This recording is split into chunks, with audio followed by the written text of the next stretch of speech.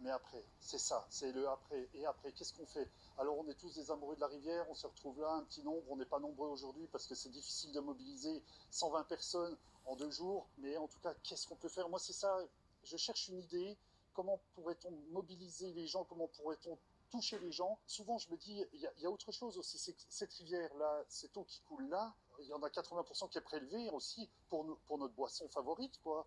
On boit cette eau, quoi, tous les jours, et on s'aperçoit que tous les ans, notre facture d'assainissement augmente. On s'aperçoit que l'année passée, à Sémézières, on a quand même un village de 400 habitants qui a été privé d'eau pendant presque 2 semaines parce qu'il y avait un taux de pollution trop important pour la consommer. Le problème, il existe depuis hyper longtemps. Ça fait 30 ans qu'on a toujours ces mortalités. Ça s'est accentué au fil des années.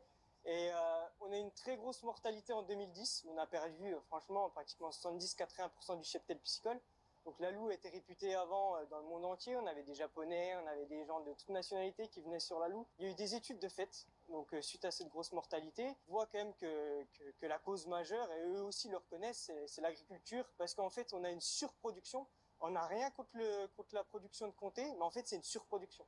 La surface agricole est trop petite et en fait, c'est la surproduction et l'exportation. Ben, Jean-Marc, il était à Dubaï, il a été dans un truc pour acheter voilà, des aliments. Il a vu du comté qui venait d'ici, quoi, à Dubaï.